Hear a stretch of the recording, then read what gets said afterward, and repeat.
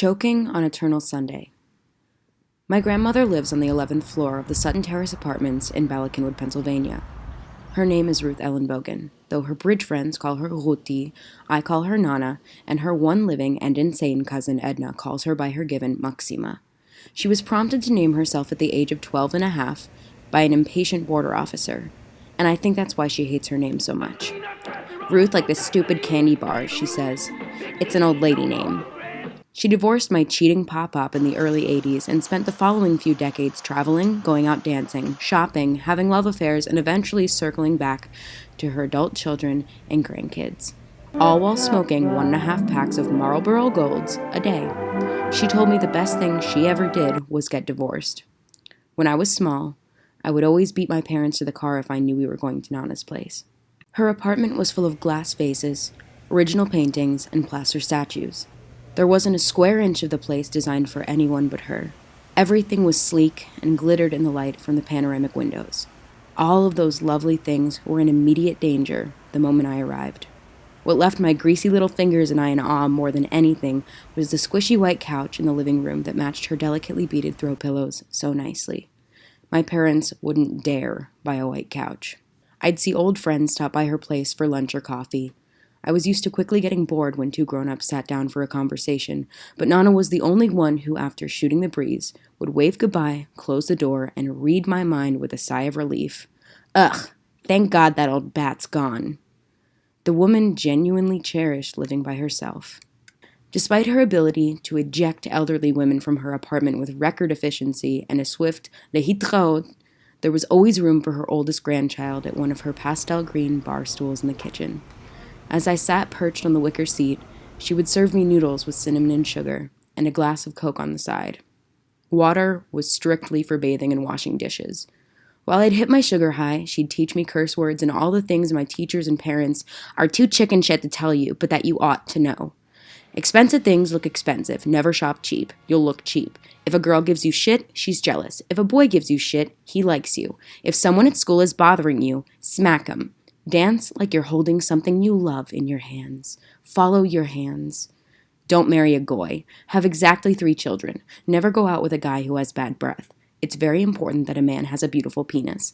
Don't be a goody two-shoes. Don't let anyone tell you you're not smart. And don't you dare let anyone tell you you're not pretty. You're too pretty, Isabel. She'd ask me why she let me watch grown-up TV, eat coffee ice cream, and say fuck. I always knew to reply with, because you love me. And she'd smile, scrubbing the cinnamon and cigarette ash from one of her porcelain bowls and say, that's right, and don't you forget it. She would always tell me, I might be crazy, but I'm not boring. There's nothing worse than boring.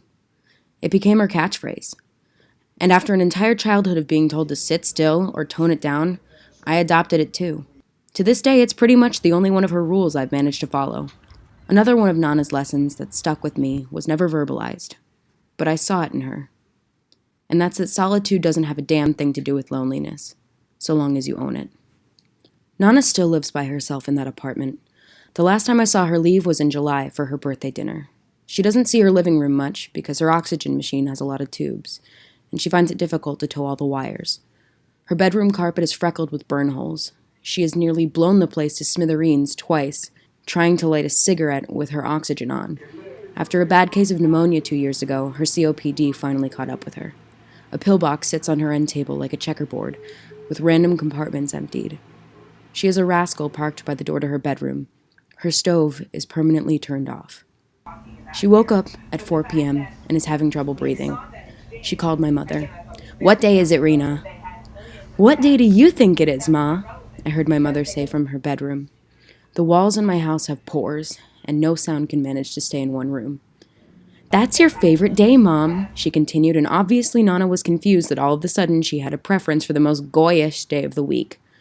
Whenever you call me and ask what day it is, you say Sunday, just like you did yesterday and this morning. It's Tuesday, your inhaler is on the end table. My mother hung up the phone after a few minutes and came into the kitchen.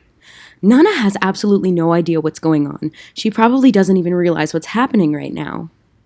I peered down at my phone, and it took no more than 3 seconds for me to stumble upon an Instagram story captioned, What day is it? one of hundreds of thousands, no doubt. I hadn't changed my clothes in 3 days. Feels like Sunday to me, I said to no one in particular. My mom didn't notice because she was too busy washing a teaspoon of baking soda down with apple cider vinegar and applying her face mask. I read this amazing article about a woman who survived the Spanish flu because her family had a teaspoon of baking soda every morning and the whole rest of their village died, she mumbled through the cloth. I'd seen her taking her temperature day and night and complaining of a new random symptom every day, so I decided not to mention the science fair volcano she'd likely just whipped up in her gut. Instead, I said, "Cool, Mom. Send me the link to that." I looked outside my window and saw another jogger. It was beautiful outside. I scrolled further into Instagram and saw a clip of a young man demonstrating some challenges people can do at home, like seeing how many ping pong balls you can fit in your mouth. It's like people want to die, I thought. And that's when I remembered Nana telling my sister and I to take a look around her apartment for things we wanted. I wonder if Nana gets bored now that every day is Sunday. It's probably been Sunday for her since October. She's been at this whole Sunday thing way longer than everybody else has. I wonder if it stays interesting for her when she forgets the first 200 Sundays ever even happened. I feel a frown creeping into my laugh lines every time I think of her most famous proverb. I might be crazy, but I'm not boring. There's nothing worse than boring. I hated how sticky my phone felt. My eyes were out of focus. I pried the glow of Instagram from my face. I picked up the remote that had been in the same Ziploc bag since I arrived home and clicked on the TV. Some MSNBC anchor was crying. The other anchor tried to crack a joke and lighten the mood. No news had happened for 5 minutes. I looked back on my phone. There was nothing. I looked back at the albuterol inhaler, the one I'd used 2 nights ago, when my lungs tickled and I felt like a bookcase was on my chest. I'm fine now. That was also the night that my mom heard me cough and told me that I would have to stay downstairs. I didn't move my face, but I raised my voice to protest because both she and I know that my dad sleeps on the couch down there and has been sleeping on the couch for months. So, with the new open concept, if I were sick, I would only have one closed door to self-isolate behind. The one that leads to the walk-in closet where I sleep. It's more of a step-in closet now that my bed's in there. We call it the cube. So before I went to bed, I grabbed the albuterol inhaler and took some Mucinex. I'm okay now. My mother left the house to go shopping, and I could hear the pores in the walls leaking. From my sister Juliet's room trickled the erratic sound collage that is TikTok. I could hear the neighbors upstairs, every one of their footsteps. I flitted between Facebook and Instagram. 2 hours had passed. Seeping through the floorboards was the soundtrack of Westworld playing downstairs. Jules had spent hours rearranging the basement the night before, but we were all used to the new basement by then because, frankly, it does not matter how this house is arranged.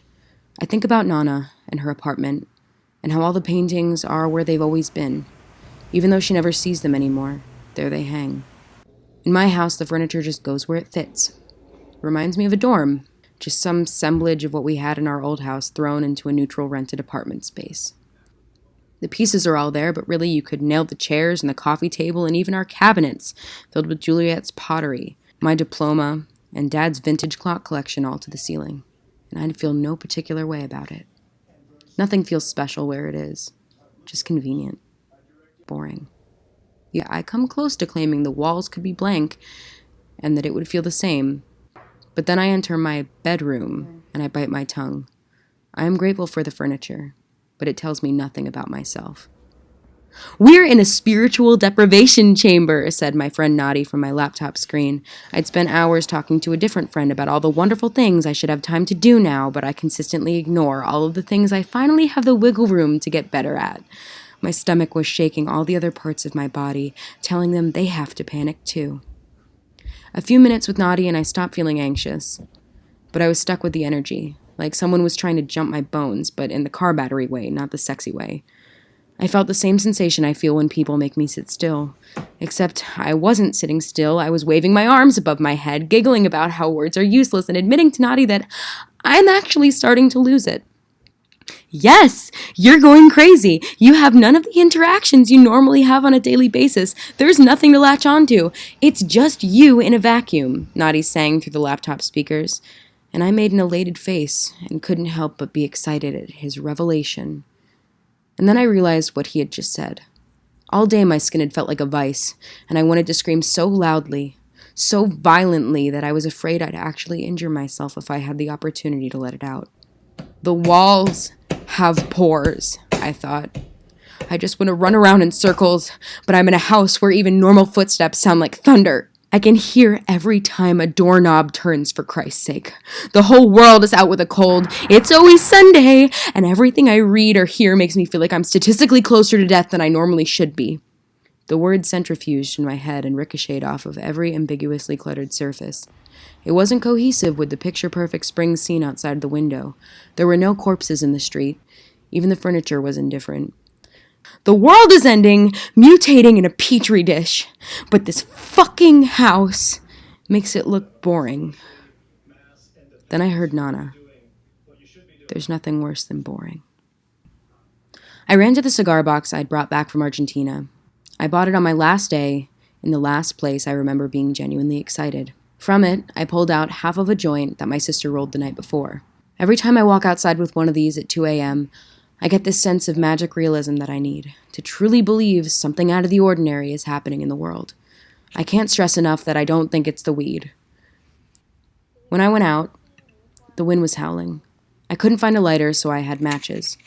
The wind chimes on the block were colliding so hard that they were making new pitches. I couldn't even tell which direction the wind was coming from. There was a full moon. A supermoon, whatever that means. It was bright like a car headlight, and I had to bring my hand up over my eyes at first. It was so intense. When it passed behind a thin layer of clouds, a rainbow ring sprouted around its silver edges. I stepped out onto the sidewalk to get a better look, and I heard screaming in the distance.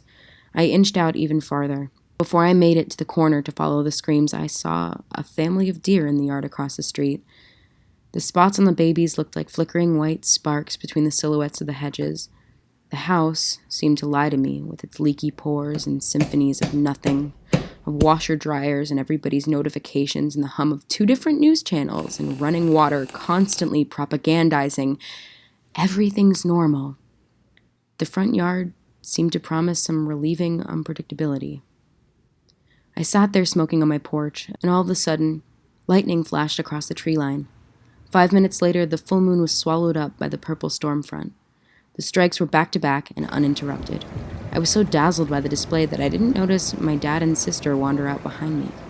I jumped a bit and asked if I'd woken them up somehow. "No, the storm's crazy," my dad said. "Oh, wait, it is?" I asked. "Yeah, look at all that lightning," he said. "Oh, so I'm not just stoned," I said. "No, I mean, yeah, but it's big lightning." That's when we all heard a faint siren that sounded nothing like any siren we'd ever heard. It seemed fittingly apocalyptic. We went inside, and raindrops the size of grapes started falling. My sister took slow-motion video of the unrelenting cloud-to-ground lightning from the back door in the kitchen. Soon we all went to bed, but not long after, I was woken up by a text from Juliet. She sent me a screenshot of the video she'd been capturing upstairs, the slow motion of the storm. Lo and behold, it was one night before Passover, and my sister sent me a screenshot of the grim fucking Reaper in the clouds, scythe and everything. She said, "It's Azrael, and he's the angel from Passover." So I went upstairs to bunk with her. Now, Azrael didn't end up claiming our unkosher for Pesach asses.